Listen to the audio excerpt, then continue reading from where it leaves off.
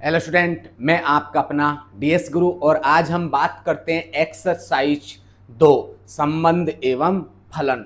बहुत ही अच्छी एक्सरसाइज है और बहुत ही आसान और ही सरल है।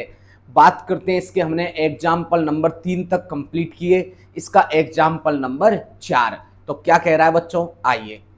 क्या है कि यदि पी क्या दे रखे, 1 और 2 दे रखे। पी के समुच्चय क्या है, इसके अवयव क्या है, पी के 1 और 2 है, 2 अवयव हैं। तो समुच्चय पी गुणा पी क्रॉस पी याद कीजिए। अभी तक प्यारे बच्चों हमने 2 बार के किए थे, जैसे ए गुणा मतलब ए क्रॉस बी का किया था, हमने किया था नहीं किया था। तो अब हम इसमें कितने का करेंगे, तीनों का एक साथ में जो क्रॉस है वो किस तरह से करते हैं। तो आइए बात करते हैं इसमें क्वेश्चन की। तो देखो बच्चों, सबसे पहले हमें क्या करना है इस क्वेश्चन के अंदर, बहुत ही बढ़िया क्वेश्चन है। बताओ पी कितनी बार दे रखा है, 3 बार। तो इसको 2 बार लिखो। तो पहला लिखो पी, पी के अवयव क्या है, 1 और 2 है, 1 बार लिख दिया। दूसरी बार 1 बार और लिख दो, 1 और 2 बार लिख दिया, 2 बार, ठीक है। अब हमें क्या करना, नंबर फर्स्ट कंडीशन में क्या करना है, पी क्रॉस पी करना है। क्या करना है, पी क्रॉस पी, क्योंकि पी को कितनी बार क्रॉस करवा रहा है, 3 बार क्रॉस करवा रहा है। अगर मैं इस तरह से इसको 2 बार निकाल लूं, इस तरह से क्रॉस पी निकाल लेता हूं, फिर आसान हो जाएगा सवाल हल करने में। तो पी क्रॉस पी निकालो बच्चों। तो देखो इस एक को क्या करेंगे, इन दोनों से क्या करेंगे, क्रॉस करवाएंगे। एक को एक से, तो क्या हो जाएगा,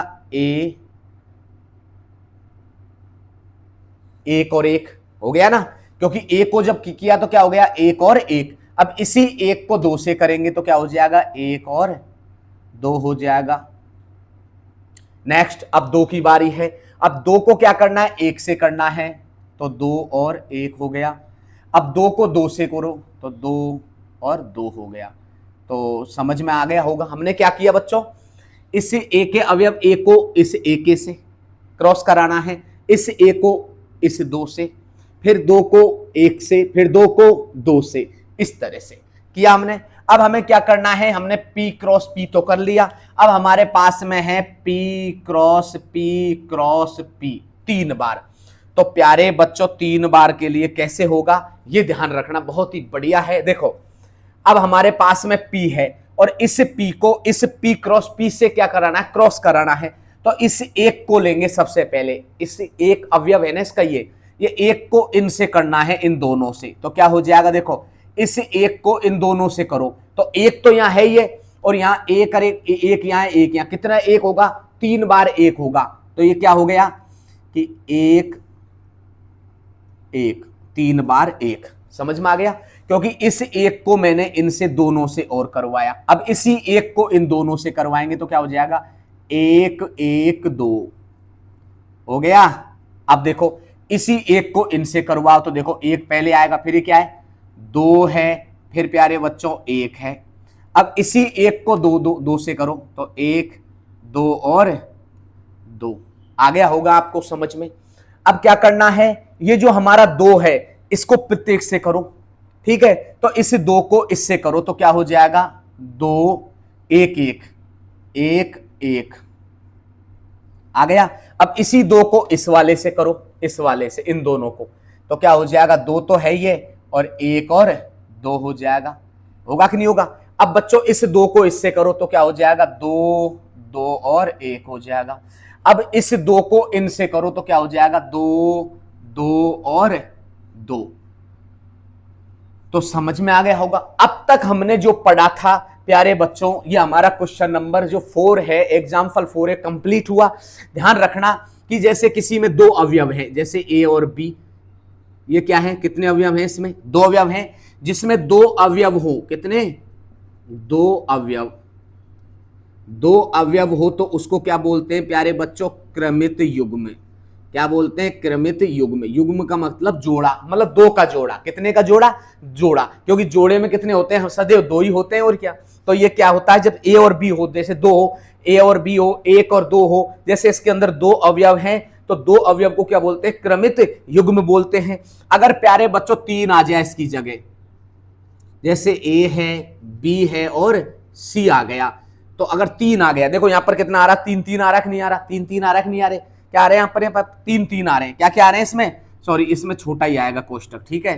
तो जैसे इस तरह से अगर 2 आ रहे हैं तो क्या हो जाएगा, क्रमित युग्म हो जाएगा। तो ये वाले तो कैसा है, क्रमित युग्म है। और जिसके अंदर क्या आ रहा हो, जिसके अंदर क्या आ रहा हो प्यारे बच्चों, ए बी सी 3 आ रहा हो, तो उसे क्या बोलते हैं, 3 अवयव। अगर 3 अवयव हैं, क्या हैं, 3 अवयव हैं प्यारे बच्चों, तो उसको बोलते हैं क्रमित त्रिक। क्या बोलते हैं, क्रमित त्रिक बोलते हैं। क्या बोलते हैं इसे, क्रमित त्रिक बोलते हैं। जिसमें 3 अवयव हो उसे त्रिक कहते हैं, जिसमें 2 अवयव हो उसे युग्म कहते हैं, जिसमें 2 अवयव हो उसे क्या कहते हैं प्यारे बच्चों, युग्म कहते हैं, और जिसमें 3 अवयव हो उसे क्या बोलते हैं, त्रिक बोलते हैं। क्या बोलते हैं, त्रिक। तो इसी के साथ में हमारा एग्जाम्पल नंबर 4 कंप्लीट हुआ। अब हम बात करते हैं इसके नेक्स्ट एग्जाम्पल की।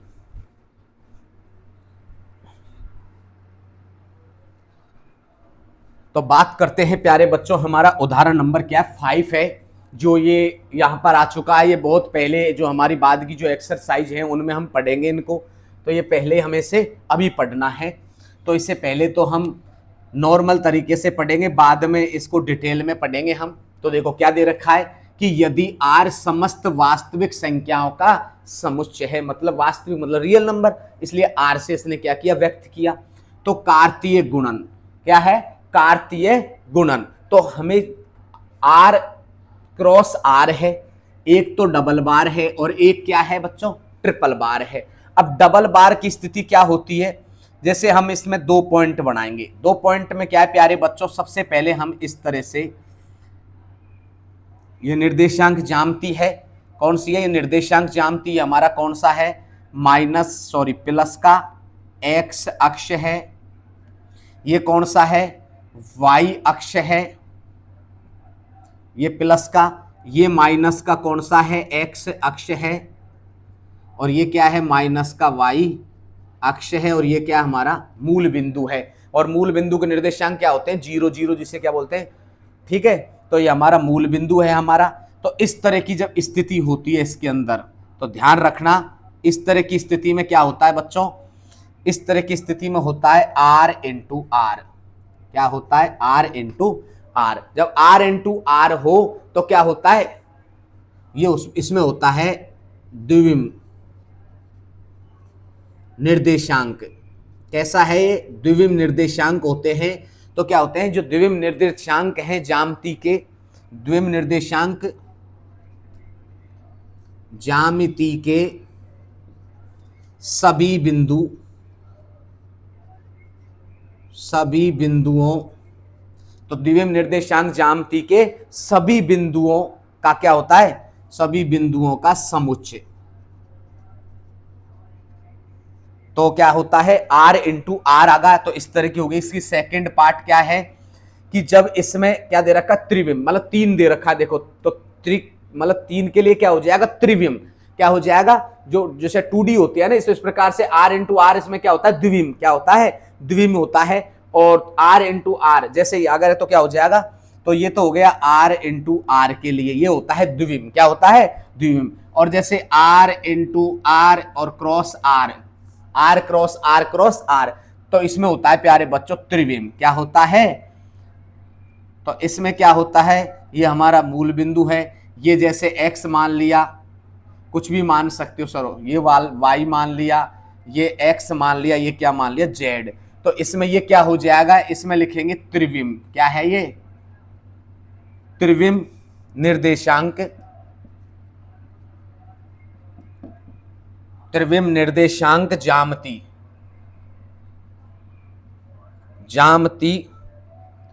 के सभी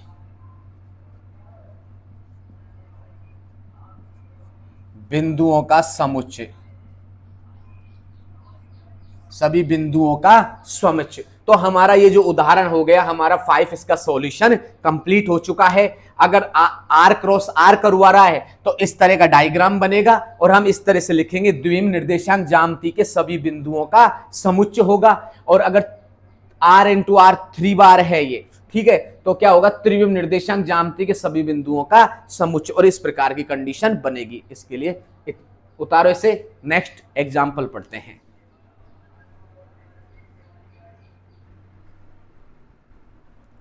तो बात करते हैं प्यारे बच्चों एग्जाम्पल नंबर 6 से। तो एग्जाम्पल नंबर 6 में क्या दे रखा है, सबसे पहले देखो सॉल्यूशन करेंगे तो इसमें देखो क्या दे रखा है, ए गुणा बी, ए क्रॉस बी का जो हमारे पास में वो क्या क्या दिया हुआ है, P Q, P R, M Q और एम आर, ये इस तरह से दे रखा है। अब हमें क्या पूछ रहा है, ए और बी को हमें क्या करना है, ज्ञात करना है। तो प्यारे बच्चों ए की स्थिति देखो, बताओ क्या है, ए के कौन कौन से अवयव हैं इसमें। तो देखो आगे वाला होता है, देखो ए आगे है तो इसमें आगे वाले ए के अवयव होंगे। तो आगे क्या आ रहा है, पी आ रहा है, आगे क्या आ रहा है, पी आ रहा है, आगे एम, आगे एम, तो क्या हो गया, पी और एम। क्योंकि एक को दो बार नहीं लिखते, इनको दो बार रिपीट नहीं करते। हमने पहले ही पढ़ा था, पिछली एक्सरसाइज में किया था कि जब किसी भी समुच्चय के अंदर कोई दो मान हो, अवयव हो, उनको रिपीट नहीं करते, जैसे दो दो, तीन तीन, इस तरह से पी और पी है, पी दो बार है, एम दो बार है, तो एक एक बार ही लिखेंगे। दूसरा क्या है प्यारे बच्चों, बी के जो हमारे अवयव हैं वो क्या हो जाएंगे, देखो पीछे वाला क्या होता है, बी क्या होता है, तो ये क्या होता है, क्यू, और ये क्या होता है, आर। तो क्या है, एक तो क्यू है और एक क्या है, आर है। इसी के साथ में हमारा आंसर क्या हो गया, कंप्लीटली प्यारे बच्चों आंसर हो गया। अब इसमें एक कंडीशन और देखनी है हमको कि जैसे हमारे पास में जैसे एक अवयव हो, क्या हो, जैसे एक दे रखा हो समुच्चय, एक स्थिति है, तो क्या है, जैसे एन ए है, ठीक है, जैसे एन ए है तो इसके लिए तो एक ही आएगा, ठीक है। अब हम इसमें दो की बात करते हैं। देखो प्यारे बच्चों इसमें फर्स्ट में आ गया जैसे ए क्रॉस बी, इसका मतलब क्या होता है, इसका मतलब क्या होता है कि number of elements A cross B, numbers of elements A cross B. अगर ऐसा आ जाए तो क्या लिखेंगे कि नंबर ऑफ एलिमेंट्स ए, फिर आगे क्या है, नंबर ऑफ एलिमेंट्स बी। इस तरह से करेंगे दो की स्थिति आए तो, क्योंकि इससे हमारे कुछ सवाल होंगे आगे चल के। सेकंड क्या है प्यारे बच्चों, इसमें जैसे नंबर ऑफ एलिमेंट्स क्या होते हैं, A cross B cross C. अगर तीन हो बच्चे एक साथ में, जैसे A cross B cross C हो, तो क्या होगा, number of elements A, number of elements B, number of elements C, क्या होता है, नंबर ऑफ एलिमेंट्स सी होता है, ठीक है। इस तरह से तीन की स्थिति होती है कि नहीं होती है। तो अब हम बात करते हैं इसकी एक्सरसाइज की प्यारे बच्चों। हमारे जो एग्जाम्पल थे वो कंप्लीट हो चुके हैं, बात करेंगे इसकी एक्सरसाइज की।